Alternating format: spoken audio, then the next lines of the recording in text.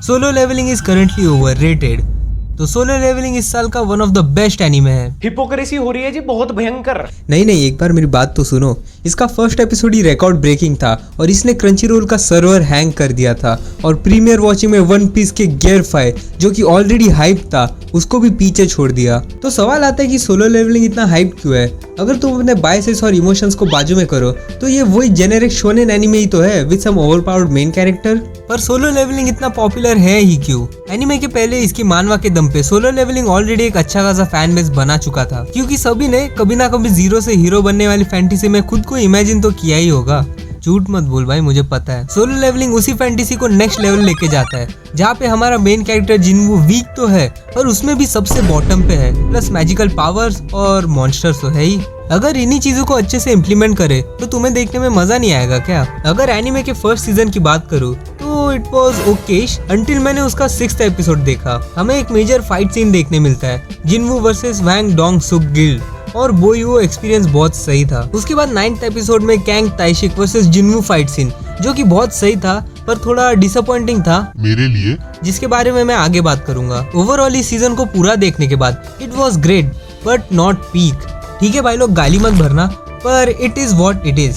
अगर मैं तुमसे पूछूं कि तुम्हें सोलो लेवलिंग में क्या अच्छा लगा तो प्रोबेबली तुम्हारा आंसर होगा कि एक्शन सीन्स या फिर फाइट्स, क्योंकि इस एनीमे का सेलिंग पॉइंट ही एक्शन सीन्स और फाइट्स है, क्योंकि स्टोरी तो है ही नहीं।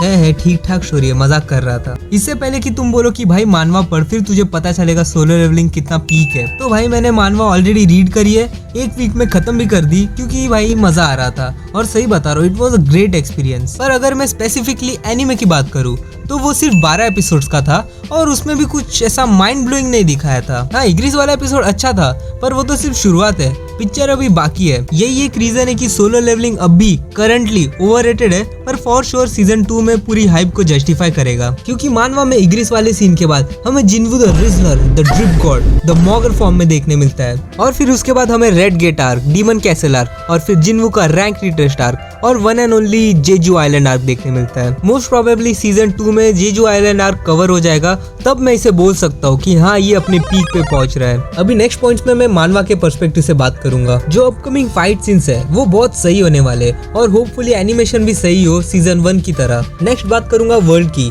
वैसे तो ये सब इंसिडेंट्स कोरिया में दिखा है, ऑफ कोर्स साउथ कोरिया में, पर फिर भी हमें बाकी कंट्रीज भी एक्टिव दिखा है, like America, Japan, China, Russia, and in fact एक एश टियर हंटर तो इंडिया से भी है, बस कभी दिखाया नहीं उसे। और कैरेक्टर डेवलपमेंट सभी कैरेक्टर्स का सही लगा मुझे, स्पेशली जिन्वू का, क्योंकि ऑफ कोर्स वो मेन कैरेक्टर है, पर बाकी कैरेक्टर्स को इग्नोर नहीं किया है। और हाइप के पीछे का main reason badass main character. हमारा मेन कैरेक्टर बैडएस तो है पर उसके साथ कोई हैरम का तड़का नहीं लगा है, जो कि मुझे बहुत अच्छा लगा।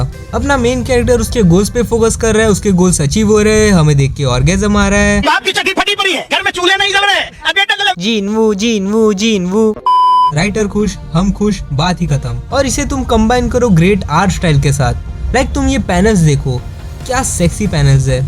याद है मैंने बोला था 9th एपिसोड से मैं थोड़ा डिसअपॉइंटेड हूँ, क्योंकि तुम ये पैनल देखो और इसे ही तुम एनीमे में देखो। अब सही बताओ तो मुझे वो फील नहीं है जो मानवा पढ़ते टाइम ये पैनल को देख के आ रही थी। मुझे लगा इसको अच्छे से एनिमेट करेंगे, एकदम रेज दिखाएंगे उसका, पर भाई हम तो शुरू होते ही खत्म हो गया यार। और भाई तुम ये पैनल देखो, इसकी एनिमेशन को देखने के लिए मैं काफी ज्यादा एक्साइटेड हूँ। होपफुली इसको तो बैडएस बनाए थोड़ा। और फाइनली लास्ट पॉइंट है फ्लो। लाइक एक के बाद एक कुछ ना कुछ इवेंट्स या फाइट्स हुए जा रहे थे और मानवा ने मुझे काफी हुक्ड रखा था। इस मानवा का फ्लो इतना अच्छा लगा मुझे कि लिटरली मैंने एक वीक में पूरी मानवा खत्म कर दी। इस मानवा ने मुझे बिल्कुल बोर नहीं किया। और अगर तुम्हें कुछ ऐसे एनीमे देखने हैं जो कि तुम्हें बिल्कुल बोर नहीं करेंगे तो तुम ये वीडियो देखो, जिसमें मैंने कुछ अंडररेटेड एनीमे सजेस्ट किए जो कि एक्चुअली बहुत कम लोगों को पता है। और अगर वीडियो अच्छी लगी हो तो लाइक कर देना, और अगर तुमने भी मानवा पढ़ी हो तो अपना एक्सपीरियंस शेयर करना, ताकि दूसरों को भी पता चले कि सोलो लेवलिंग कितनी अच्छी है। और मैं फिर से 1-2 महीने के लिए चला अपनी बेसमेंट में। Signing of.